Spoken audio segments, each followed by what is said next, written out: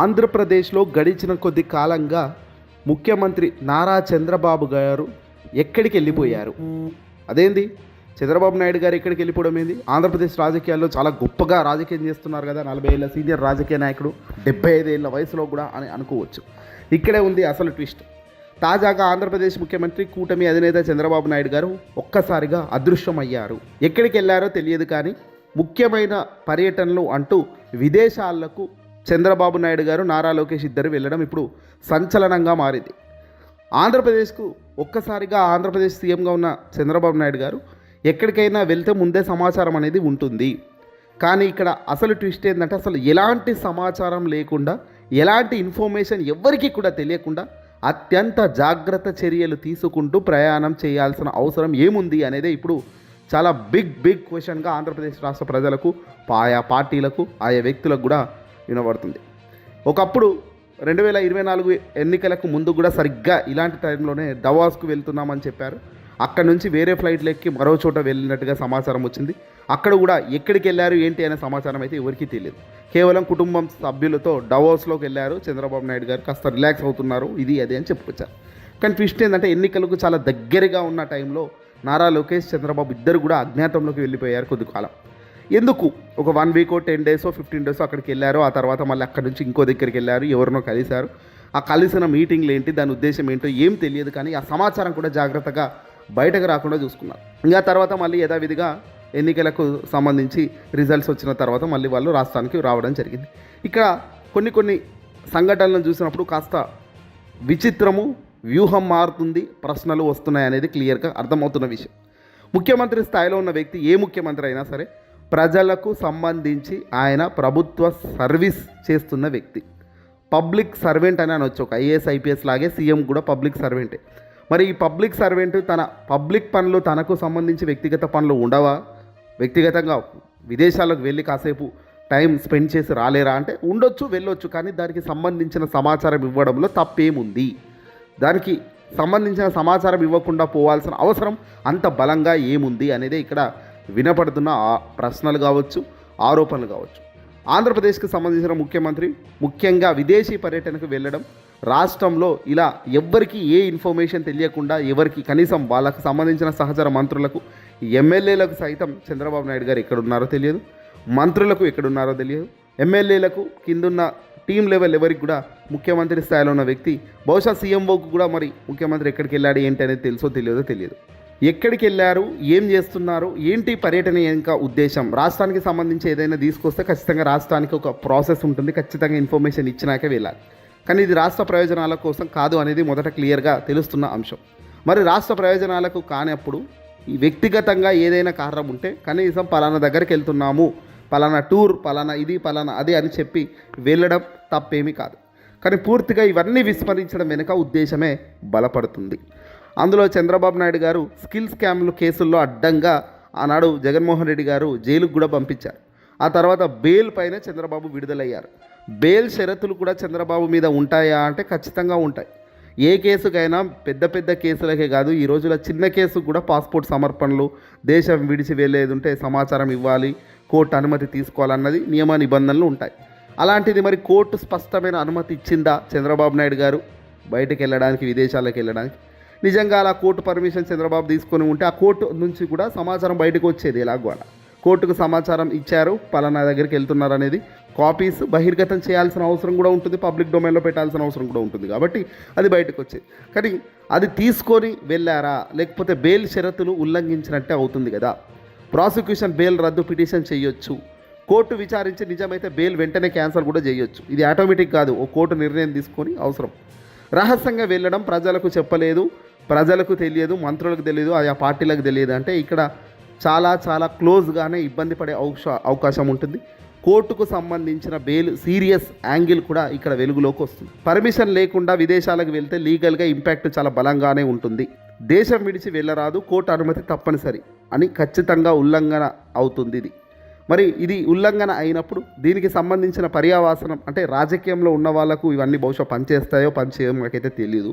ఎందుకంటే రాజకీయాల్లో ఒక లెక్క ఉంటుంది, సామాన్య వ్యక్తులకైతే లెక్కలు పూర్తిగా మారిపోతాయి.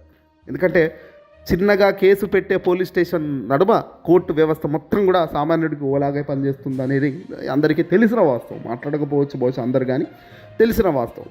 పైన వ్యక్తులు ఫోన్లు చేస్తేనే పెద్ద పెద్ద అన్నీ కూడా జరిగిపోయే చకాచకా జరిగిపోయే వ్యవస్థలో మనం బతుకుతున్నాం. ముఖ్యమంత్రి అయినంత మాత్రాన బెయిల్ షరతులు మారవా? చట్టం ముందు ముఖ్యమంత్రి కూడా ఒక నిందితుడే కదా. బెయిల్ నుంచి మినహాయింపు ఇవ్వదట. కోర్టు అనుమతి అవసరం ఉంటే తప్పనిసరి. ముఖ్యమంత్రి అయ్యాడు కాబట్టి చెప్పకుండా వెళ్ళొచ్చు అన్నది లీగల్గా పూర్తిగా తప్పు.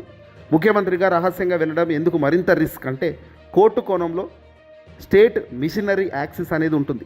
అధికార దుర్వినియోగం అవకాశం ఖచ్చితంగా ఉంటుంది. కాబట్టి పర్మిషన్ లేకుండా వెళ్ళడం అనేది విచారణను ప్రభావితం చేసే అతిపెద్ద రిస్క్ అని కూడా ఇప్పుడు కోర్టుల నుంచి మనకు సమాచారం అందుతుంది. కోర్టు సాధారణ వ్యక్తి కన్నా ఎక్కువ కఠినంగా చూస్తుంది ఈ కేసులు. రాజ్యాంగ ప్రజాస్వామ్య కోణంలో ప్రజలకు జవాబుదారీ వ్యక్తి రాష్ట్ర ముఖ్యమంత్రి ఎవరైనా సరే. అలాంటి రాష్ట్ర ముఖ్యమంత్రి రాష్ట్ర భద్రత పరిపాలన బాధ్యత ఉంటుంది. సమాచారం లేకుండా విదేశాలకు వెళ్ళడం గవర్నర్కు క్యాబినెట్కు తెలియజేశారా అనే ప్రశ్నలు లేవనెత్తుతారు. ఇది పాలనా పరంగా కూడా చాలా పెద్ద తప్పు కిందికే వస్తుంది. బెయిల్ రద్దుకు ఇది చాలా చాలా బలమైన కారణం అయ్యే అవకాశాలు కూడా చాలా బలంగా ఉంటాయి. నిందితుడికి అంటే చంద్రబాబు నాయుడు గారికి ప్రస్తుతం స్కిల్ స్కామ్ బెయిల్పై ఉన్నాడు. ఆ బెయిల్పై ఉన్నది బెయిల్ రద్దే అవకాశం ఉంటుంది. పర్మిషన్ లేదన్న వాదన బలపడితే హై ప్రొఫైల్ కేసు అయినా సరే, హై పబ్లిక్ ఆఫీస్ సీఎంఓ అయినా సరే, సీఎం అయినా సరే సమాచారం లేకుండా విదేశీ ప్రయాణం అనేది చేసే ఆస్కారం లేదు. ఇది మిస్యూజ్ ఆఫ్ లిబర్టీగా పరిగణించే అవకాశం చాలా ఎక్కువగా ఉంటుంది. దీనికి బెయిల్ రద్దు అయ్యే అవకాశాలు కూడా ఉంటాయి. తక్షణమే బెయిల్ రద్దు అయితే ఏకంగా జైలుకు కూడా వెళ్ళే పరిస్థితి వస్తుంది. ఇది సాధారణంగా మేము చెప్పే లెక్కలు కావు. ఇవి చట్టంలో రాజ్యాంగంలో కల్పించిన హక్కుల గురించి చెప్తున్న మాటలు. ప్రజలకు తెలియకుండా పోవాల్సిన అవసరం ఏముంది? వాళ్ళ పర్యటనలు అన్నీ కూడా ప్రభుత్వ ధనంతో జరుగుతుంటాయి కదా. వాళ్ళ ప్రతి నిమిషం ప్రతి సమయం కూడా ఆంధ్రప్రదేశ్ ప్రజల కోసం సంబంధించిన సమయమే అని అంటుంటారు వాళ్ళే. ఇది వాస్తవం కాదా? మరి ఆంధ్రప్రదేశ్ ప్రజల కోసం పనిచేయకుండా 4 రోజుల్లో 5 రోజుల్లో లీవ్ తీసుకుని వాళ్ళ సొంత పనుల మీద వెళ్ళారు, కుటుంబంతో ఎక్కడికో వెళ్ళారు. ఈవెన్ ఆ విషయం కూడా ప్రజలకు తెలియాల్సిందే కదా. ఆ విషయం కూడా పబ్లిక్ డొమైన్లో పెట్టాల్సిందే కదా. పలానా దగ్గరికి వెళ్తున్నారనే సమాచారమైన ఉండాల్సిందే. కానీ ఎందుకో ముఖ్యమంత్రి నారా చంద్రబాబు నాయుడు గారు అలాగే నారా లోకేష్ వీళ్ళిద్దరూ వెళ్ళిన పర్యటనలు సంబంధించి వివరాలు ఇప్పటికీ రహస్యంగా ఉంచుతున్నారు. వాళ్ళు ఎక్కడికి వెళ్ళారనే వివరాలు జీఏడీ కూడా ఇప్పటి వరకు బయటకు పెట్టలేదు. ప్రతిరోజు ముందు రోజే ముఖ్యమంత్రి రేపు ఎక్కడికి వెళ్తున్నారు, ఏ కార్యక్రమాలు ఉన్నాయి, ఎక్కడెక్కడ పర్యటనలు ఉన్నాయి, ఏ టైంకి ఎక్కడికి వెళ్తారు, ఎక్కడికి వస్తారు, ఎక్కడ భోజనం చేస్తారు అనే షెడ్యూల్ వస్తుంది. ముఖ్యమంత్రికి సంబంధించి షెడ్యూల్ వస్తుంది. బట్ చంద్రబాబు నాయుడు గారికి సంబంధించి షెడ్యూల్ 30వ తారీఖు తర్వాత కనబడట్లేదు. డిసెంబర్ 30 తర్వాత నుంచి పూర్తిగా క్లోజ్ అయిపోయింది. ప్రస్తుతం ఈరోజు జనవరి 3వ తారీఖు 2026. కొత్త సంవత్సరం నూతన సంవత్సరంలో కేవలం సోషల్ మీడియాలో మాత్రమే పోస్టులు కనబడ్డాయి. వీళ్ళకి సంబంధించిన ఎక్కడ వీడియోలు కూడా కనిపించలేదు. ఈవెన్ తిరుమలలో అత్యంత వైభవంగా జరిగే వైకుంఠ ఏకాదశి వేడుకల్లో కూడా ముఖ్యమంత్రి చంద్రబాబు నాయుడు గారు కానీ నారా లోకేష్ కానీ పార్టిసిపేట్ చేయలేదు. ఆనవాయితీ అది జనరల్గా ముఖ్యమంత్రులు అందరూ అక్కడికి వెళ్ళడం, వాటిల్లో పార్టిసిపేట్ చేయడం అనేది ఒక పెద్ద ఆనవాయితీ. ఆ ఆనవాయితీని కూడా పక్కన పెట్టి విదేశాలకు వెళ్ళాల్సిన అవసరం వచ్చిందంటే దీనికి పెద్ద కోణమే ఉందనేది రాజకీయంగా పెద్ద ఎత్తున తెర వెనకాల చర్చలు జరుగుతున్నాయి. ఆయన ఎక్కడికి కూడా వెళ్ళలే, ఎక్కడికి వెళ్ళారో తెలియదు. ఎక్కడికి వెళ్ళారు అని అడిగితే అసలు ఎవరిని అడగాలో కూడా తెలియలేదు. ప్రభుత్వం అధికారికంగా ప్రకటించాల్సిన ఉండాల్సిన అంశాలన్నీ రహస్యంగా ఉంచుతున్నారు. వీళ్ళు రహస్యంగా వెళ్ళి ఏమన్నా సడన్గా కొత్త కంపెనీలు ఏమైనా ఆంధ్రప్రదేశ్కి తీసుకొస్తున్నారా? వీళ్ళ పర్యటన రహస్యంగా ఉంచడం వల్ల రాష్ట్రానికి ప్రయోజనమా? వీళ్ళ పర్యటనలో బహిర్గతం చేస్తే వీళ్ళు ఎక్కడికో పెట్టుబడులు తీసుకురావడం కోసం వెళ్తున్నారు. అక్కడ మిగతా రాష్ట్రాలంతా వాలిపోయి వీళ్ళకంటే ముందే ఆ పెట్టుబడులన్నీ గుంజుకుంటాయి కాబట్టి రహస్యంగా ఉంచుతున్నామా? బహుశా తెలియదు. ఇవన్నీ కూడా ఎటువంటి రహస్య పర్యటనలైనా ఎన్నికలు ముగిసిన తర్వాత రిజల్ట్ రావడానికి ముందు కూడా నారా లోకేష్ చంద్రబాబు నాయుడు గారు చేయడం చూసాము. అప్పుడు కూడా చాలా పెద్ద ఎత్తున చర్చలు వచ్చాయి. 18 నెలల క్రితం వీళ్ళిద్దరు చేసిన పర్యటనలు ఈ క్షణానికి కూడా మేము ఇక్కడికి వెళ్ళామని మీకేంటి నొప్పి అని చెప్పే సాహసం చంద్రబాబు చేయడం లేదు, నారా లోకేష్ చెప్పడం లేదు. ఎదురుదాడి కూడా తెలుగుదేశం పార్టీ చేయడం లేదు. ఇది కొత్త ట్రెండ్. ఇది ముఖ్యమంత్రి కాదు, ప్రతిపక్ష అయితే కూడా నారా లోకేష్ ఎమ్మెల్యే కూడా అయినా సరే ఎవడైనా సరే ఎక్కడికి వెళ్ళినా చెప్పాలి. కానీ ఏం చెప్పట్లేదు. పైగా ఆంధ్రప్రదేశ్కు చాలా వరకు జీవోలు రహస్యంగా ఉంచుతున్నారు. ఏం జీవోలు ఎక్కడ అమలు అవుతున్నాయి, ఎక్కడ కొత్త జీవోలు తెచ్చుకొని ఏమేమి ఇంప్లిమెంట్ చేస్తున్నారు అనేది కూడా అసలు బయటకు పొక్కకుండా జాగ్రత్త తీసుకుంటున్నారు. మరి దీని వెనకాల ఉన్న ఉద్దేశాలు బహుశా రేపు రాజకీయాల్లో పెను ప్రకంపనలు కూడా పుట్టించే అవకాశాలు అయితే స్పష్టంగా కనబడుతున్నాయి. ఆంధ్రప్రదేశ్ క్యాబినెట్లో మంత్రులకు తెలియకుండా ముఖ్యమంత్రికి ఎక్కడికి వెళ్ళారో, ఆంధ్రప్రదేశ్లో కూటమి ఎమ్మెల్యేలకు తెలియదు ముఖ్యమంత్రి ఎక్కడికి వెళ్ళారో, ఆంధ్రప్రదేశ్ ప్రజలకు తెలియదు ముఖ్యమంత్రి ఎక్కడికి వెళ్ళారో, ఆంధ్రప్రదేశ్లో ముఖ్యమంత్రికైనా తెలుసో లేదో ముఖ్యమంత్రికి ఎక్కడికి వెళ్ళారో, ఆంధ్రప్రదేశ్లో జీఏడీకైనా తెలుసా ముఖ్యమంత్రికి ఎక్కడికి వెళ్ళారో, ముఖ్యమంత్రి పర్యటన రహస్యం కాదు, రహస్యంగా ఎందుకు ఉంచుతున్నారు అనేది ఇప్పుడు రహస్య చర్చగా మారింది. ఈ రహస్యంగా ఉంచాల్సిన అవసరం ఏంటి అనే చర్చ పైకి ఆ లీకులు వస్తున్నాయి. ఏమైనా లీకులు కూడా వస్తున్నాయంటే మలేషియా అని, స్విట్జర్లాండ్ అని, లండన్ అని, ఇంకేదో అని చాలా లీకులు కూడా వినబడుతున్న తరుణం చూస్తున్నాం. ఇంత జరుగుతున్నా గతంలో చేసిన పర్యటనకి సంబంధించిన వివరాలు చెప్పలేదు. ఇప్పుడు పర్యటనకి సంబంధించిన వివరాలు కూడా చెప్పే ధైర్యం చేయడం లేదు. న్యాచురల్గా ముఖ్యమంత్రి ఎక్కడికి వెళ్ళారు, మంత్రి ఎక్కడికి వెళ్ళారు తెలియట్లేదు, దాచేస్తున్నారు అనేది ప్రతిపక్షానికి ఒక పెద్ద ఆయుధం. ఇది ప్రతిపక్షం ప్రశ్నిస్తోంది కూడా. ప్రతిపక్ష నేతలు వైఎస్ఆర్సీపీ పార్టీకి ఆన్సర్ చేయడానికి ఎవరు కూడా ముందుకు రావడం లేదు. ఆన్సర్ చేయాల్సిన బాధ్యత కూటమి పైన ఉంది, రాజకీయ పార్టీగా టీడీపీ పైన ఉన్నప్పటికీ ఆన్సర్ చేయకపోవడం ప్రాథమంగా సంచలనం కలిగిస్తుంది, అనుమానాలకు తావిదిస్తుంది. ఎన్నికల్లో ఈవీఎంలు అన్నారు, ఎన్నికల్లో ఇదోటి అన్నారు, అదోటి అన్నారు. వీటిపై కూడా ఇప్పుడు అనుమానాలు మరింత పెరుగుతున్నాయి. ఏదో చేస్తున్నారు, ఏదో జరుగుతుంది తెర వెనకాల, ఏదో మాయా పెద్దగానే ఉంది, చాలా జాగ్రత్తగా వీళ్ళందరూ కూడా యాక్ట్ చేస్తున్నారు. ఇవన్నీ కూడా ఖచ్చితంగా ఇది కొంపముంచే కార్యక్రమాలు ఏదో పెద్ద ఎత్తున జరుగుతున్నాయి అనే దానికి ఒక నెగిటివ్ ఇన్ఫర్మేషన్స్కి ఖచ్చితంగా క్రెడిట్ ఇస్తున్నట్టే అవుతుంది ఇలాంటి రహస్య పర్యటనలు, ఇలాంటి చెప్పకుండా చేసే కార్యక్రమాలన్నీ కూడా. ఏదేమైనా నైతిక బాధ్యత వహించాల్సిన అవసరం ప్రభుత్వానికి ఉంది.